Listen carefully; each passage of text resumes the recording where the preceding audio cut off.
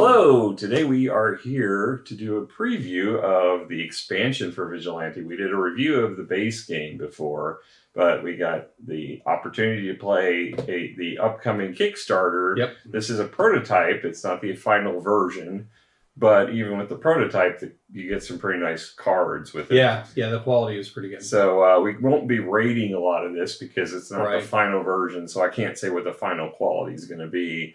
But even in the prototype, the cards have a linen finish, so that's a good sign that Yep. cards are going to have a good quality. What else you get is a bunch of cards. You get a stack of cards that melds into each of the decks. So this adds these oversized cards, which are layer cards, which have actually a nice little cheat sheet for kind of guidance on how to play. If strategy. you can read it. Yeah, it is small font, but it's a big card with a small font. Then you also get cards in each of the stacks. You get additional scenarios to play in the game for each player count. So that's and that the does main include gist of more villains too. So yeah, there's some more villains, more heroes, more of everything, basically. So and it's in a tiny little package on there. Yeah. So it's it's not that the base game's portable, but this. But I think the biggest ads are going to be the new scenarios and the new layer cards. Yeah, because the scenarios definitely change the game. Yeah. Before we get into all of that, make sure you hit the subscribe button and the notification bell down there because you don't want to miss out on any of all these upcoming Kickstarter previews or Game Found previews or any of the different previews we have coming. And we got all kinds of new games from Origins we got to get to the table. All kinds of them. Fresh back from Origins, and we're going to be trying to get to those, prioritizing those first. But unless anything, new Kickstarters come in that are super hot, What did you find out about this on the internet? There's not a whole lot available yet for obvious reasons since it's not released. But we did, when we did the original game, we initially thought that the Kickstarter for this was going to come out in Q2 of 2023. That didn't happen, but you guys did talk to... It should be coming up at the beginning of July. Was it Reed that you talked to? Reed, the main guy. So so it should be coming out soon.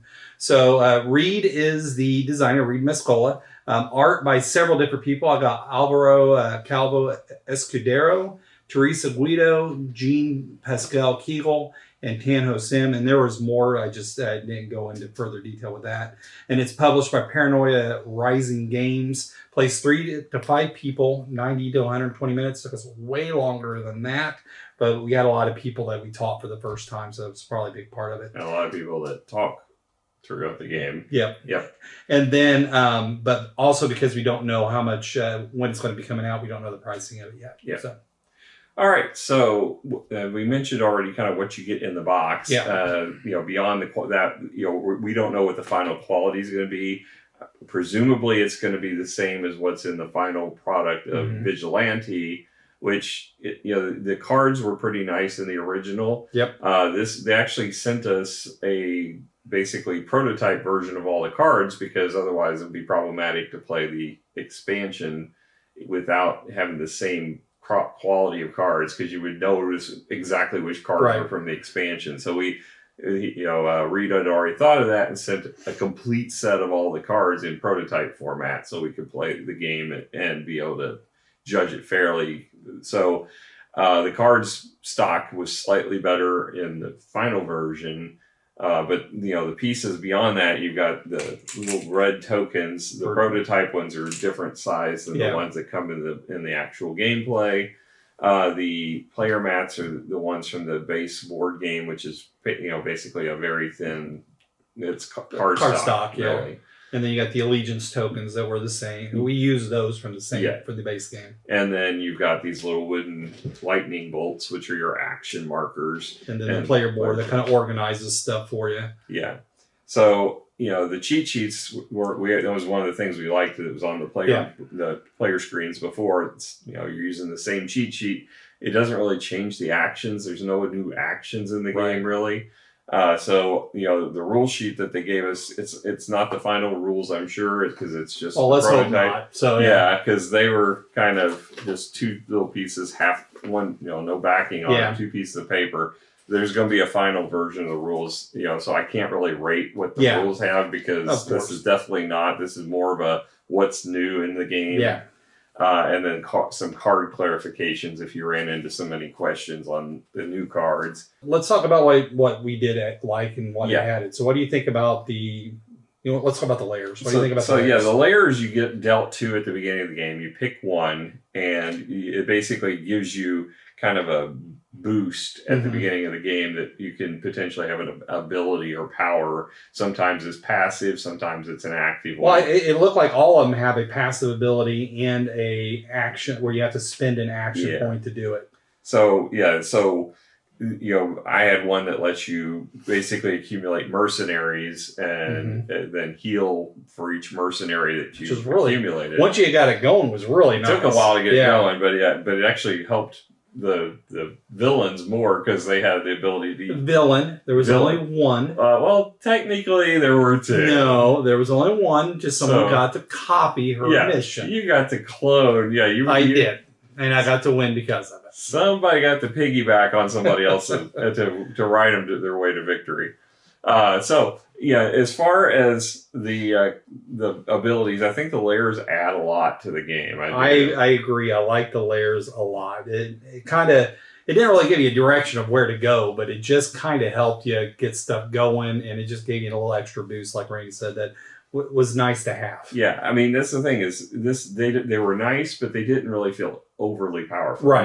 It just added a little bit. I mean, we had 5 of them in play, and none of them felt like they were just breaking the game. Yeah. I mean, mine was nice, but it was looking for a very specific type of villain that you had to defeat. And so if I was able to get a bunch of those, which I did at one time, and someone made me get rid of them, but if you had a bunch of them in there, I was able to draw a bunch of cards. And like we said during the original video, being able to hold cards is key to doing all the different actions in the game, because that's how you pay for stuff.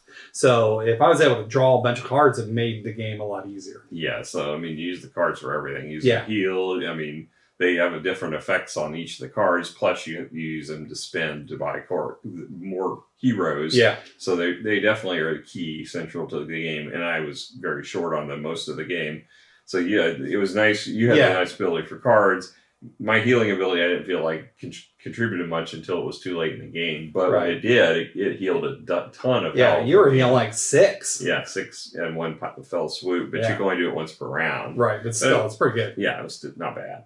So beyond that, the other thing is the big thing is the scenarios. So there's the original game. It was the scenarios were very highly tied into the allegiance tokens.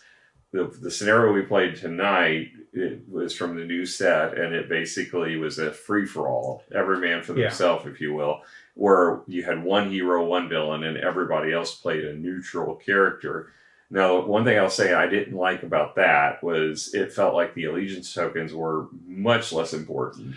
I mean, I agree, but it was important to me because my identity, when it might have been a new identity card because we didn't see them all from the original game, but my identity specifically, I had to pick someone, and then I copied their mission. And so I picked Miranda because I knew she was the bad guy and she was probably going to win the game. So that's how I was also able to win the game.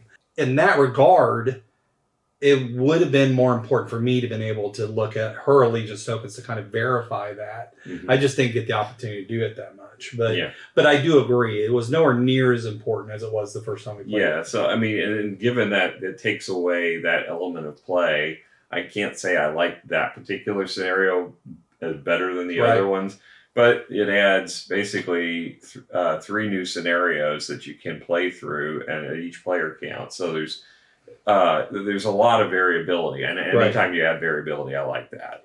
Absolutely, it's more options to play the game. So, I'm not complaining it's there. I just didn't like this particular scenario as well as the original. And it might play a little bit different with less people. So we might like it a little bit better. Yeah, I will say with 5 players and with people who are more casual gamers that were more social, it did slow the game down with 5 players quite a bit and made it a little less appealing than what it was when we played it at 3. Right. I think 3 to 4 is probably the sweet spot for this, but it will allow 5, and it was playable. I mean, it wasn't horrible. It just took longer than we'd like. I agree, and I don't know how much shorter of a game it would have been otherwise, but in our case, it was long. Yeah.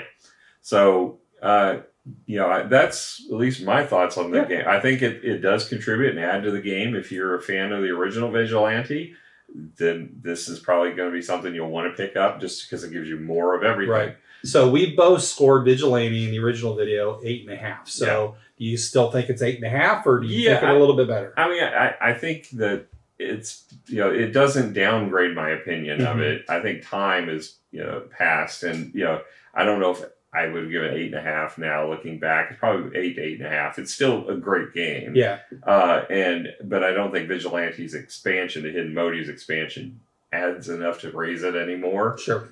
Or depreciates it. I agree. I think it's still an 8.5. I think that we would have had a better time if it was a shorter game, but I don't think it's the game's fault. No. So I don't want to penalize it for that either. So I still think it's a solid 8.5. Yeah, and it is something that is a hidden trader game that people that don't like hidden trader games are playing. I mean, Kevin was playing this time, and he flat out said, "I don't typically like hidden trader games, but I would play this again, and I like the elements of this, and I don't think it felt like that hidden trader."